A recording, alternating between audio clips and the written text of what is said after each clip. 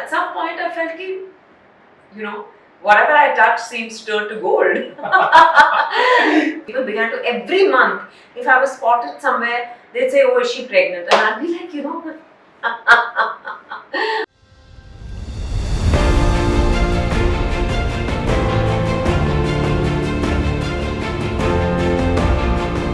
We have with us Vidya Balan, who has excelled in a variety of roles and has cemented a position in the Hindi film industry for 2 decades. More importantly, she is someone who has refused to give up despite everything that has been thrown at her. Vidya Balan, welcome to Forbes India. Thank you. Vidya, you complete 2 decades in the film industry this year. You have not only survived but also thrived, like I said. How do you look back at the past 20 years? What has kept you going? I think this hunger, this madness, this passion for what I do, I love what I do. I was 8.5 when I first thought that I must become an actor, that's what I want to do in life. I didn't know if it was a passing fancy or, whether it was actually going to become a real dream with legs, but it did. And then I began to pursue it, and one thing led to the other. Now when I look back and people say 20 years, I'm like, wow, it feels like yesterday. And yet, I have to say, Kunal, I feel like, oh yes, it does feel like 20 years. I've been through the motions, but I think I love what I do. I feel so grateful every single day for the fact that I'm living my dream of being an actor. So I think that's what keeps me going. And I've also, figured my ways.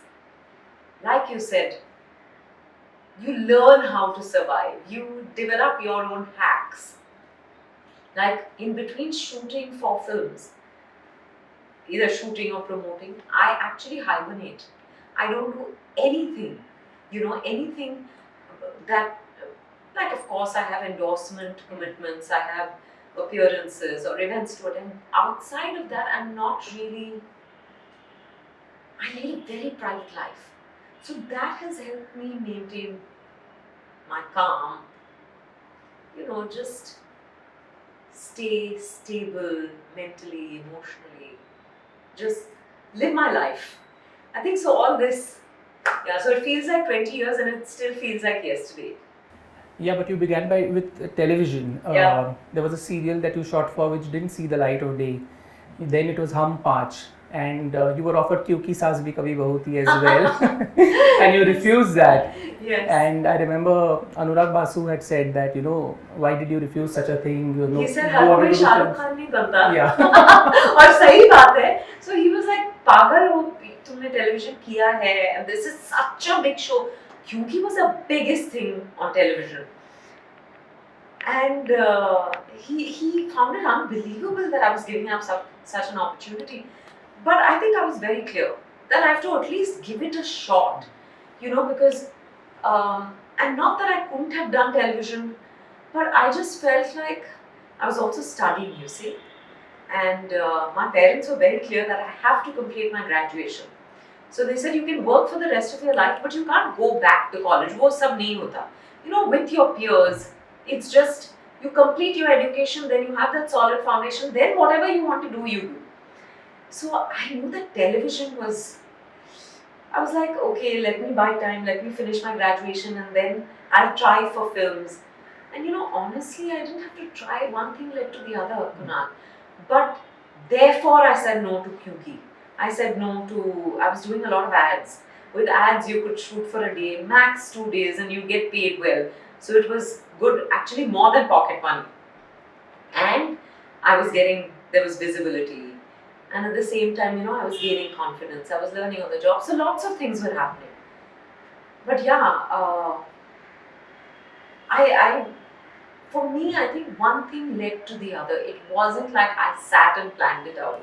Yeah, but that was quite gutsy on your part. What if all this hadn't worked out? Yeah, exactly. But I think they say that if you have a plan B, then maybe your plan A is not strong enough. So I knew that I didn't have a plan B. I knew I wanted to give it a full shot. I didn't want, I wanted to leave no stone unturned. And and I think I don't know, I guess, like you said, Kunal, it worked out, so it's okay that I'm sitting here and saying this. Thankfully, it worked out. And then Pradeep Sarkar launched you in Parinita. You had done several music videos with him. When you finally had that big launch, I mean, was it a dream come true? Especially because you had had bad experiences down south. Yes.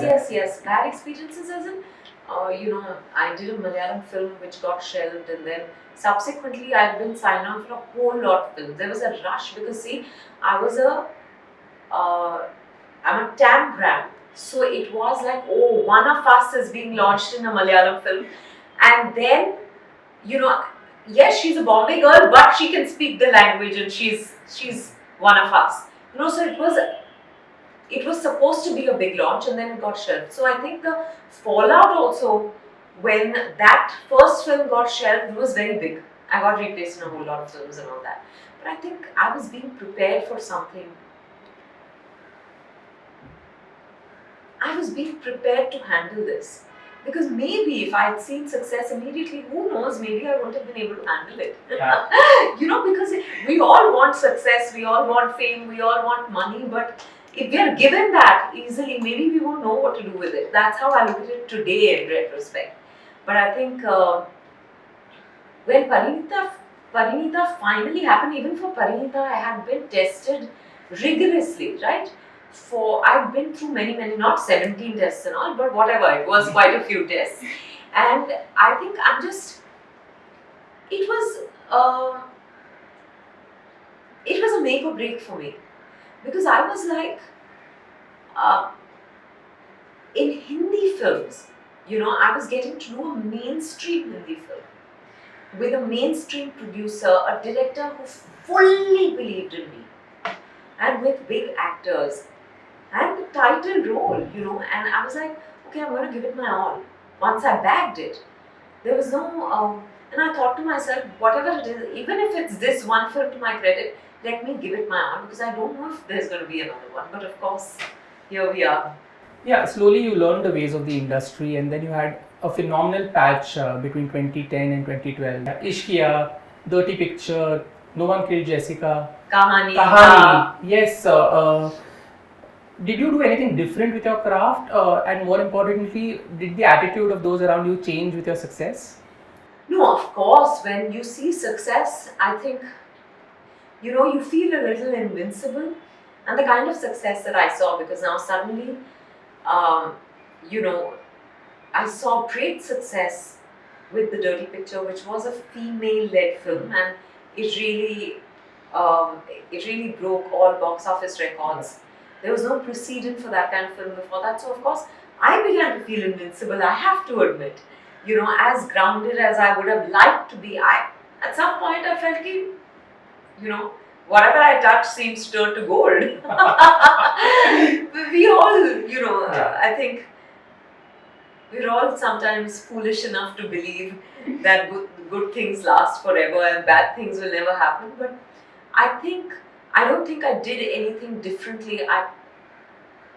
During that period, I think I began to be my fearless, authentic self. My authentic, fearless self, more like. And I think that's why I made the choices I did. I was just working, even when Pari happened or Ishqiya happened or any of those films happened, I was just responding to instinct. After that period, I think I began to suddenly look at numbers and say, oh, my film should do so much. And I got such an opening, and it had nothing to do with me, honestly, which I learned subsequently.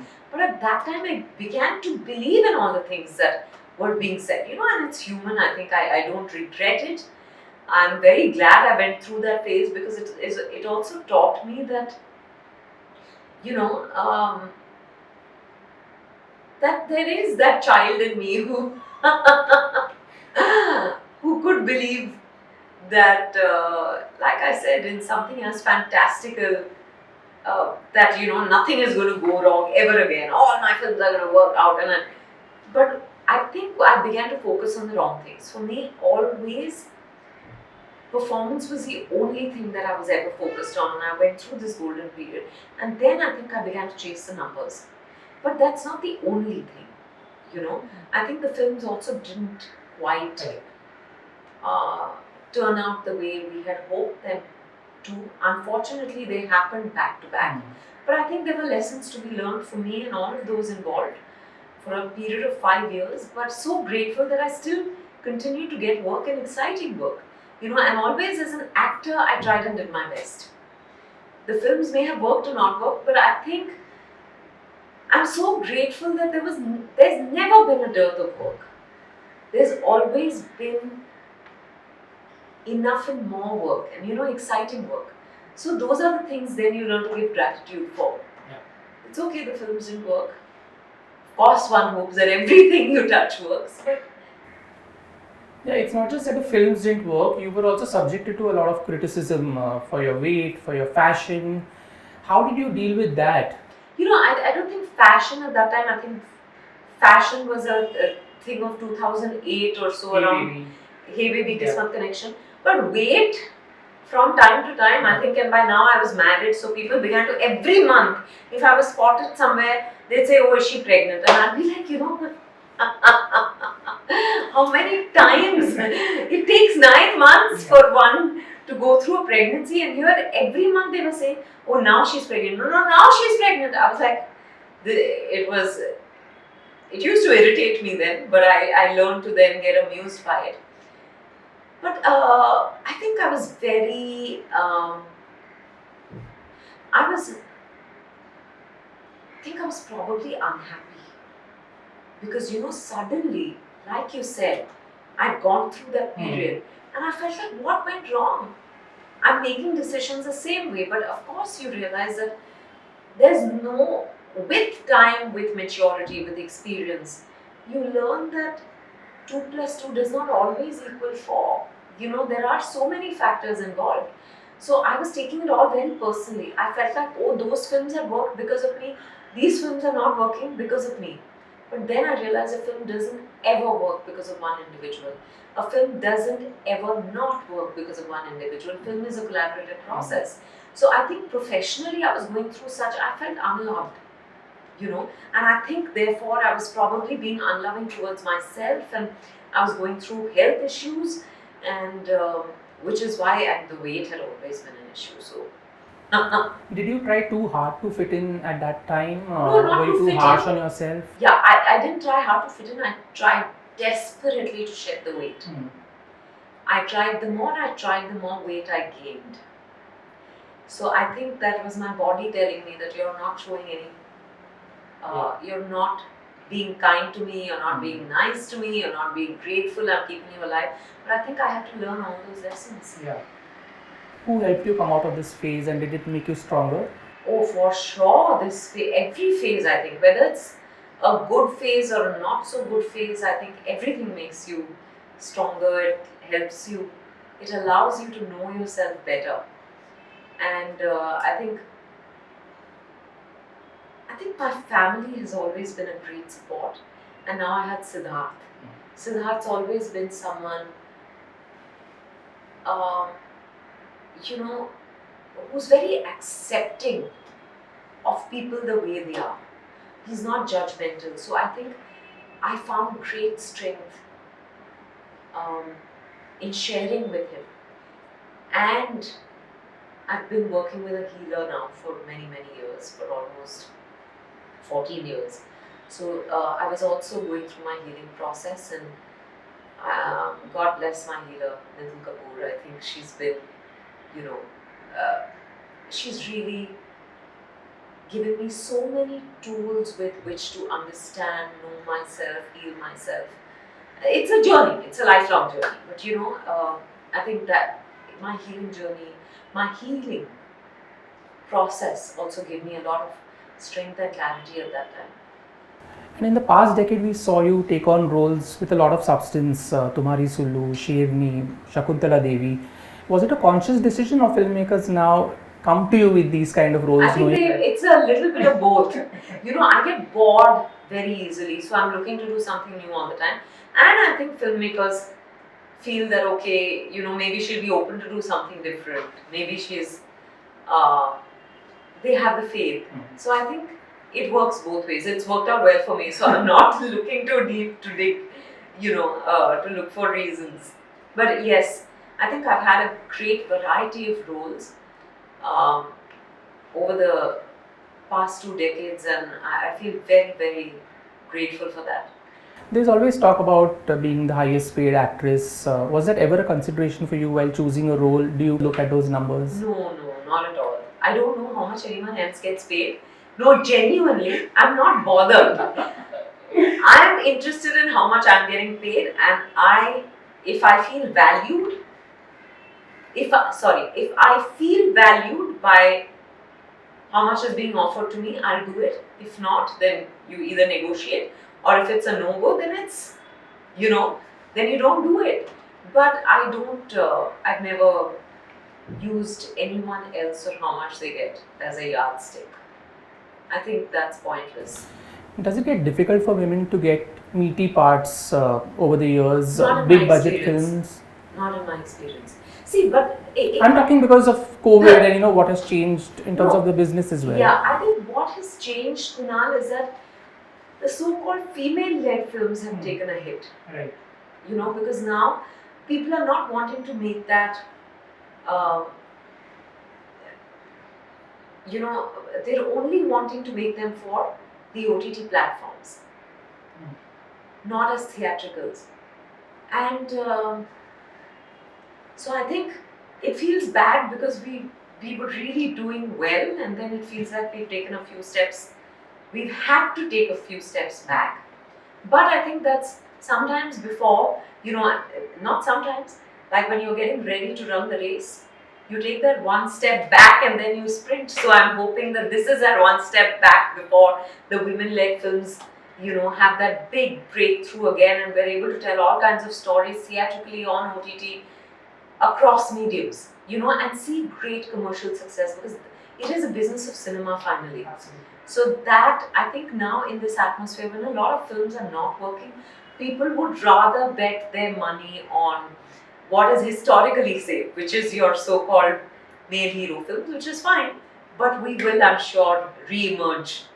Are there actresses from your time who have shaped the narrative of women-led films with their career choices? Oh, so many of them, I think each one of them who's done a so-called female-led film has, whether it's Kangana, it's Priyanka, it's Kareena, it's Deepika, it's Alia, Taapsee. Taapsee's done quite a few of them. And I'm sure I'm missing out on a lot. Kriti Sanon. I hope I'm not missing out on any names, because there are, I think, Nusrat, everyone. I think everyone who's had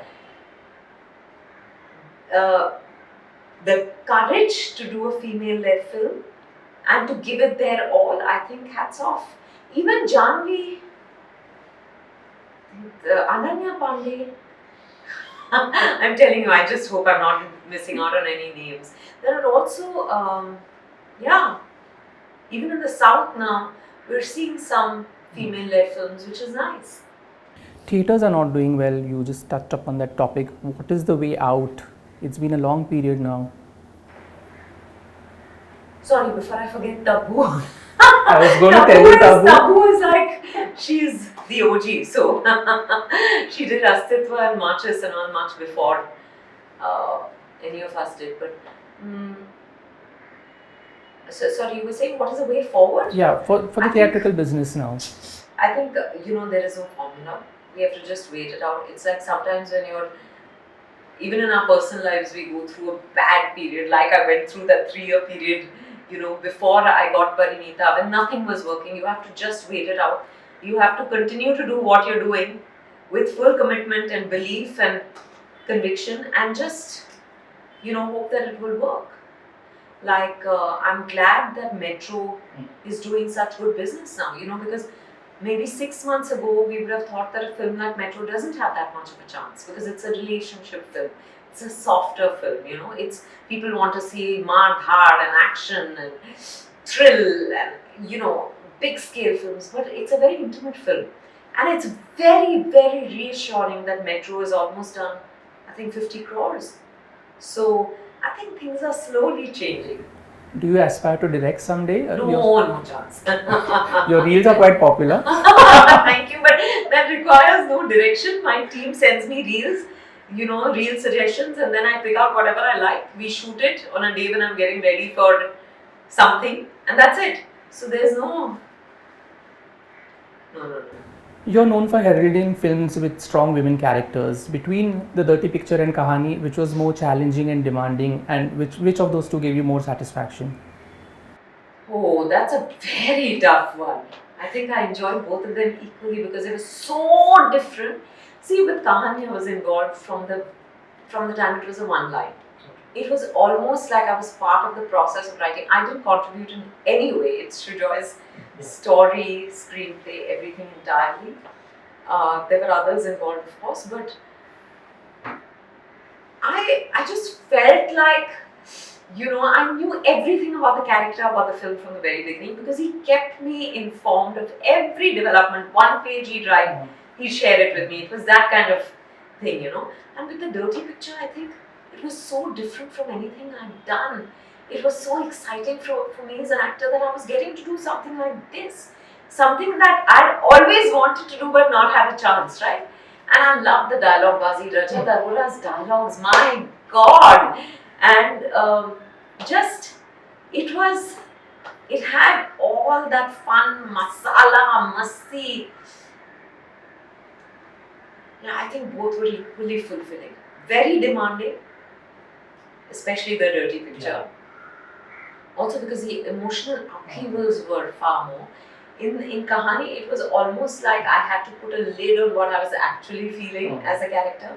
So they were very different films. I'm glad it happened back to back. Right. What's next? What are you working on? I'm not at liberty to discuss what I'm working on yet, but once a producer makes the announcement, I will tell you. I'll be starting work on a film very soon, but I've just wrapped up work on Raja Shivaji, Ritesh Deshmukh's Marathi film. Again, I don't want to talk about the character or anything until he does, but it was a lovely experience.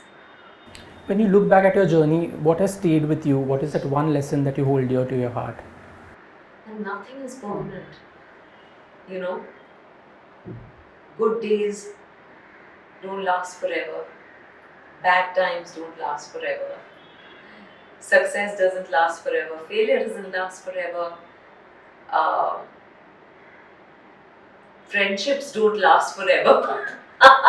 Problems don't last forever. So I think it's just the impermanence of everything, or the transient nature of everything is what I have learned to appreciate and value, actually, being an actor.